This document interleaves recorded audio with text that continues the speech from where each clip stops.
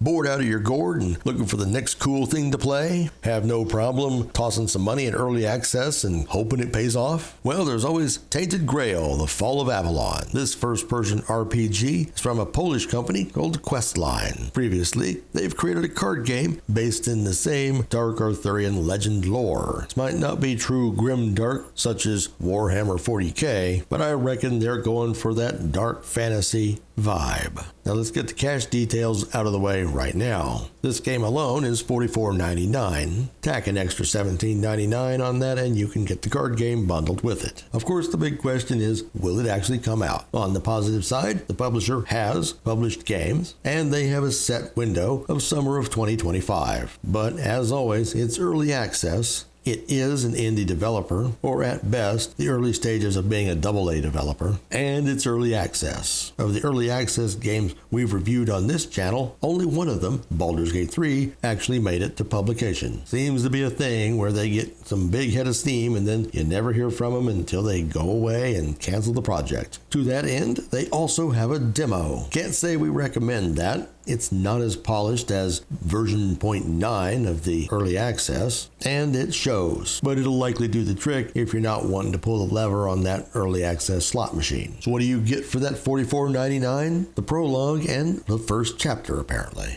Somewhere around the first third of the game, they say. And I suppose if you can mess around in it for enough hours, you'll certainly get your money out of it, whether or not you ever get to finish the story. So, what about the game particulars? Well, it's first person. Bummer. You do get a character creator. We've seen certainly worse. It's not even really close to BG3, but because again it's first person, I suppose it's serviceable. You can be male or female. There are no in-betweens. And yeah, don't choose pronouns. You can set a body type, which makes very little difference. You can choose a face. You can choose hair. You can choose beards and mustaches for your guys. No, ladies, you don't get to choose beards and mustaches. And the hairstyles are distinct between sexes. I appreciate that. You can choose some weird hair colors, especially for the setting you're in. And you have all kinds of face and body tattoos, of which I never choose. You have a difficulty setting, and you choose a name. Couldn't be much more straightforward than that. Don't worry, you'll get to choose your class in-game.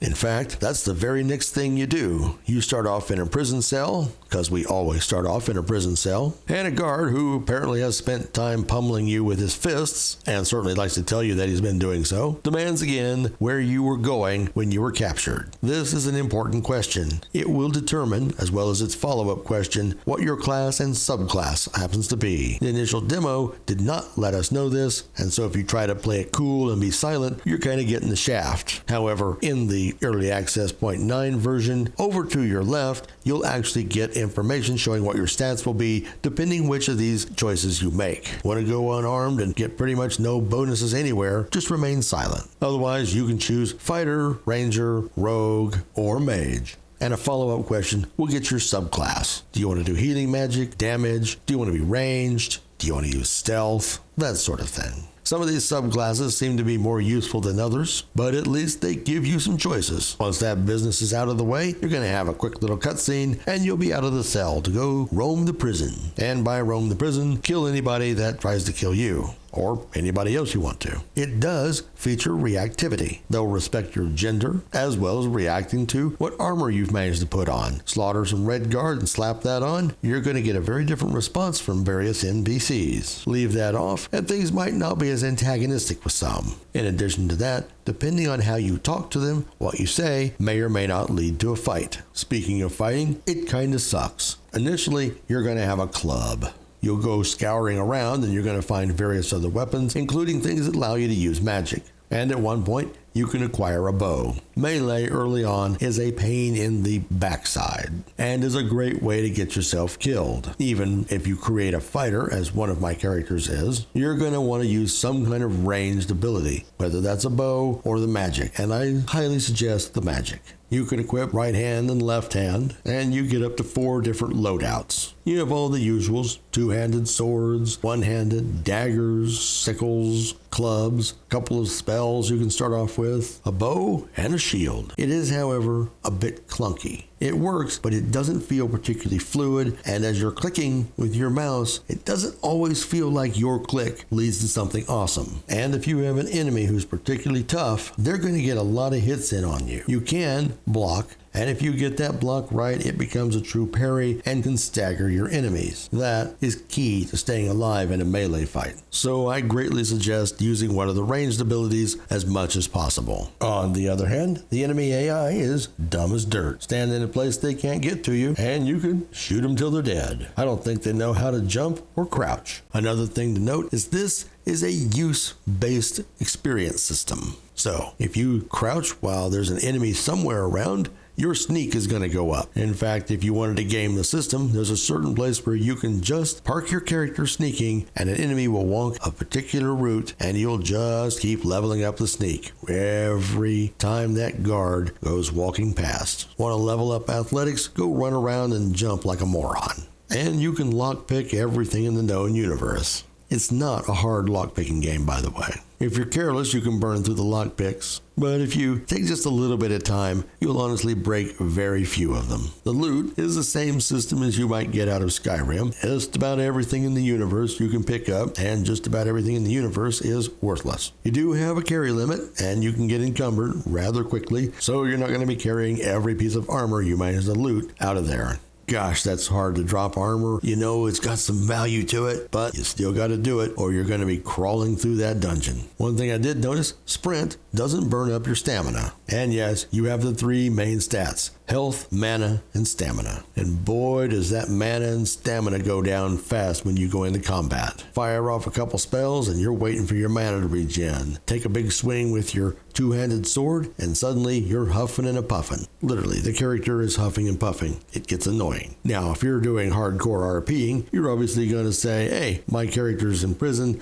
they have this plague. Yeah, they're going to be huffing and puffing just trying to do anything. Fair point. Still makes combat a pain in the butt. And all in all, I don't find the combat to be all that fun. There is sneak damage, but so far I haven't seen any sneak up behind him and get a cool takedown. There's a whole bunch of lore to pick up. Letters people have written, missives from the authorities, all kinds of nifty cool stuff to pick up and read. And so far, none of it's been particularly long. Not like Bethesda putting in pages and pages of stories. In this initial area of the prison, you can talk to several people.